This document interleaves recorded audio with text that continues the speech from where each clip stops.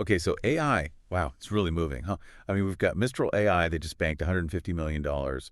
And then Samsung, they just dropped this phone. It's basically like a supercomputer in your pocket. And, everyone's talking about this AI that can code almost as well as a person. Yeah. So are you ready to kind of like unpack all of Yeah. this? Yeah, it's a lot, right? But it is really exciting to see how AI is being developed and how it's, being used out in the world. It's impacting like everything, how we talk to each other, how we work, it's everywhere. Right. Yeah. It is. It's everywhere. So let's start with Mistral AI. They're focused on something called sovereign AI agents, Yeah. which sounds a little bit Star Wars-y to me, but I think it's more about giving people control over their data. Yeah, exactly. I mean, Mistral, they're really focused on this like growing concern about data privacy, right? Like globally, this is a big thing. And their AI agents are designed to be like flexible, to work across different cultures and, different laws and different places, which is huge in, the EU and places like Asia. And, they're not just trying to develop powerful AI. They're really thinking about, how to do it responsibly and ethically. Yeah, yeah. I mean, and investors are really taking notice. I mean, 150 million, that's no joke. No. That's some serious confidence in what they're doing. And they're moving it to some pretty like heavy-hitting areas. Healthcare, logistics. These are industries that could be completely transformed by AI. Imagine AI helping doctors diagnose diseases earlier, or maybe AI figuring out how to get your like Amazon packages delivered like insanely fast. Yeah. Yeah, the potential is really huge. But we also have to think about the potential problems, right? So how do we make sure that these AI systems are used fairly? And, how do we make sure that it's transparent? What happens to people's jobs when those jobs get automated? These are all like big questions that we need to answer as AI starts to become more and more a part of our lives. Totally, yeah. It's a balancing act, right? It's like we have this incredible potential of AI, but we need to be smart about how we use it. Yeah. And, speaking of potential, let's talk about Samsung's new Galaxy S25 Ultra. This thing is like, it's loaded with AI. I mean, it has these Gemini-powered writing tools. It can practically write your emails for you. Yeah, it's really incredible how fast AI is becoming like just a normal part of our devices. Right. The S25 is like a great example of how AI has moved from, these labs and research places into like everyday things, people using it every day. Totally. Yeah, and these features, like, they're only going to get better, more sophisticated Oh, yeah. in the next couple of years. Yeah. I mean, it's kind of mind-blowing when you think about what our phones will be able to do in 5 or 10 years.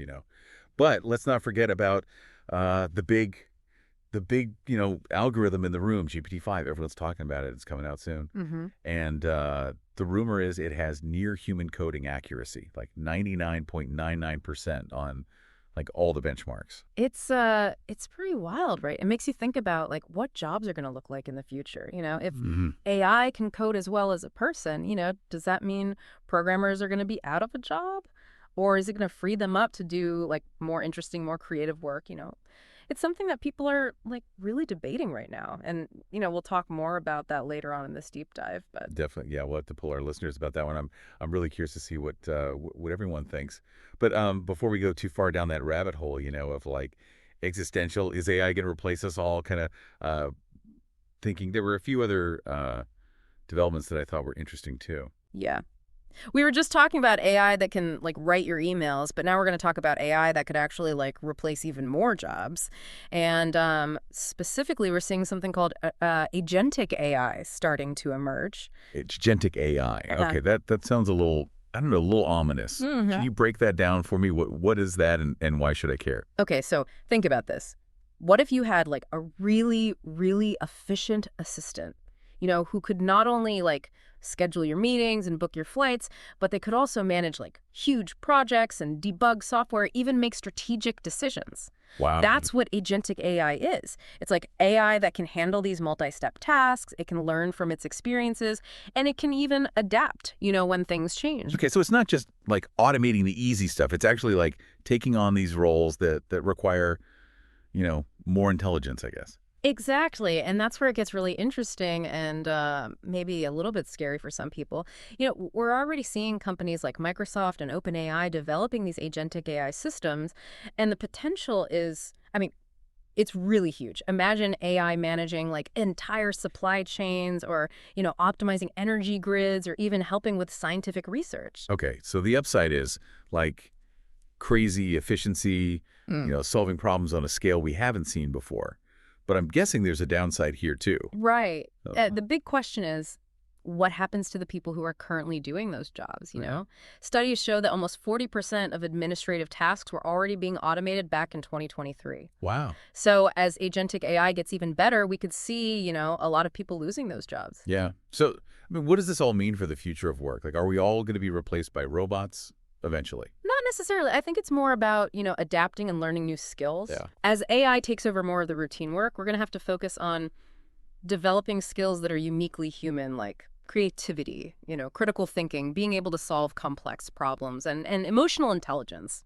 Those are things that, at least for now, AI can't really do. That makes sense. It's not about like trying to beat AI. It's about figuring out how to work with it, Mm. using its strengths to make us better. Yeah, exactly.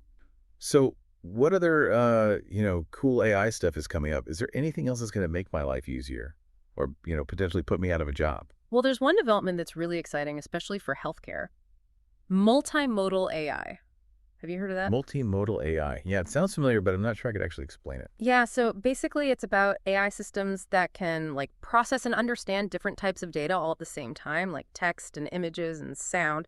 So imagine a doctor using an AI tool that can look at a patient's medical images and their health records and even listen to recordings of them and use all of that to make a more accurate diagnosis. Wow, that's pretty amazing. Mm. It's like having a whole team of specialists all working together, but they're all AI. That could be huge, especially for, people in rural areas or places that don't have easy access to specialists. Yeah, exactly. And we're already seeing this being developed. DeepMind, for example, they're working on these AR doctor tools that can do just that. They're still in the early stages, but the potential is huge. Imagine diagnoses that are faster, more accurate, and potentially even life-saving. Yeah, that's definitely a future I'm excited about. But, before we get too carried away with all the good stuff that AI can do, there's one more trend I want to talk about. And it's a little mind-bending. Are you ready for this? AI that can basically read your mind. Yeah. At least it feels that way. Oh, you're talking about adaptive video content. It's a pretty fascinating and, mind-bending development. The idea is that AI can actually analyze your emotions, in real time, and then change the content you're watching based on what it sees. Yeah, that's it. I don't know if fascinating is the right word, though. I feel kind of torn between, being impressed Yeah. and being a little creeped out, Imagine you're watching an ad and it just keeps getting longer because the AI thinks you're about to click away, or a movie that changes its ending depending on how you're feeling. Yeah. Is that, cool personalization, or is it just, straight up creepy? I think it's a little bit of both, honestly. On the one hand, it could create these really engaging and personalized experiences. Imagine educational content that adapts to your learning style or entertainment that actually resonates with you on an emotional level. But, on the other hand, there are definitely some serious privacy concerns and ethical questions we have to consider. Who's in control of this technology? How are they using it? And, what does it mean for our privacy and our freedom to choose? Yeah. That's a slippery slope for sure. And this is just one example of how AI is kind of blurring the lines between, what's real and what's digital, between what's going on inside our heads and what's happening in the outside world. Yeah. It's exciting, it's scary, and it's happening so fast. It really is. And that's why it's so important to keep talking about these issues, to really think critically about how AI could impact us and to make sure that we're developing these technologies responsibly and ethically. Right. Speaking of exciting AI tools, there's this company called Kling that's doing some really cool stuff with video generation. And get this, they offer 6 free daily credits. 6 free credits. Wow, that's pretty generous. What does Kling do exactly? So they use AI to generate these hyper-realistic videos, but you just use text prompts. So you can literally type in what you want to see, and the AI will just create it. They even have these motion control features, so you can make the videos as dynamic as you want. Wow, that's incredibly powerful, especially for content creators and marketers.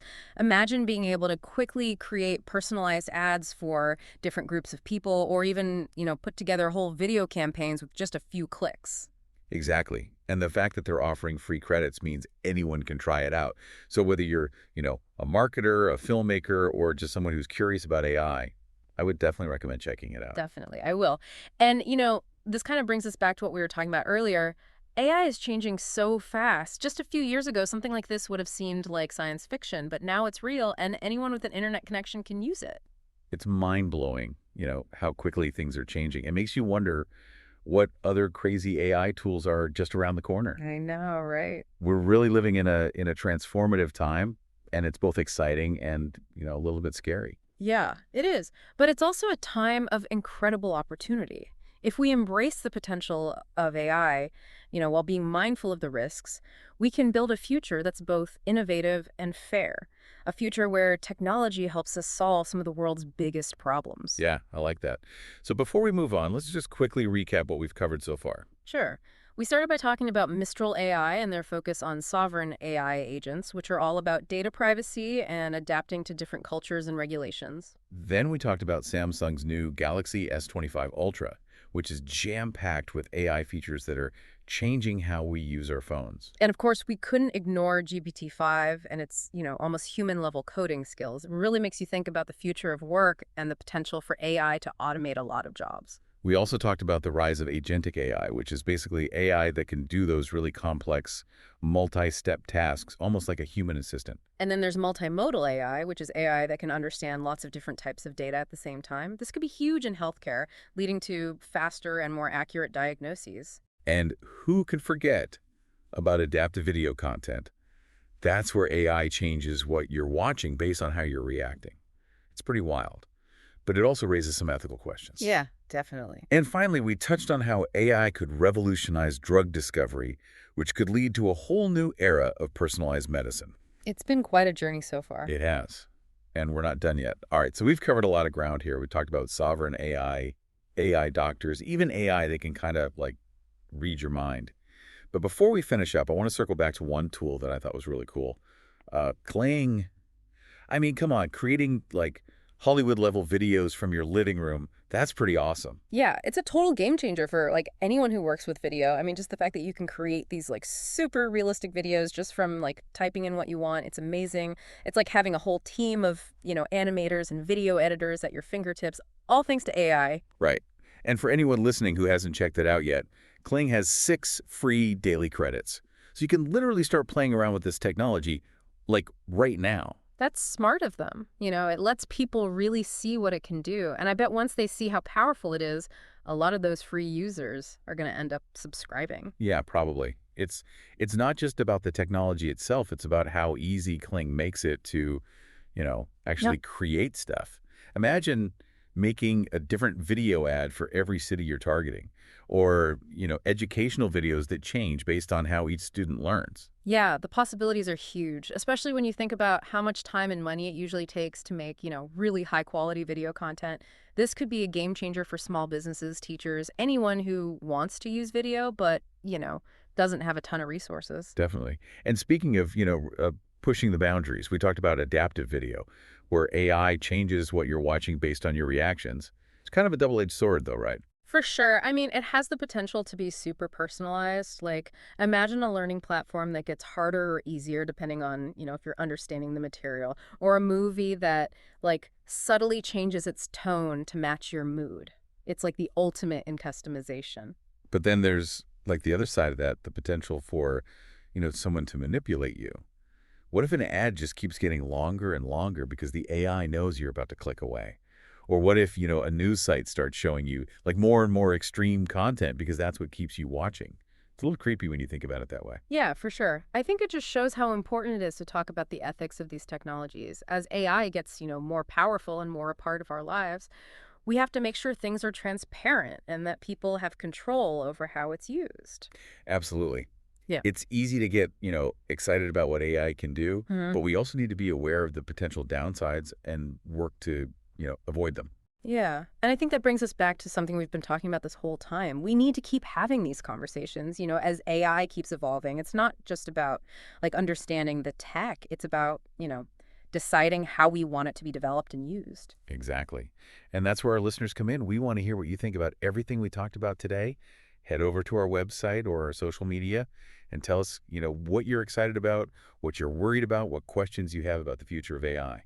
And for those of you who are especially interested in how AI could change drug discovery, follow us on Twitter at AI for the People. We're going to be sharing some really interesting stuff about that soon. Awesome. Well, thanks for joining us for this deep dive into, the crazy world of AI. It's definitely a wild ride, but we're here to help you navigate it. Until next time, stay curious, stay informed, and keep exploring.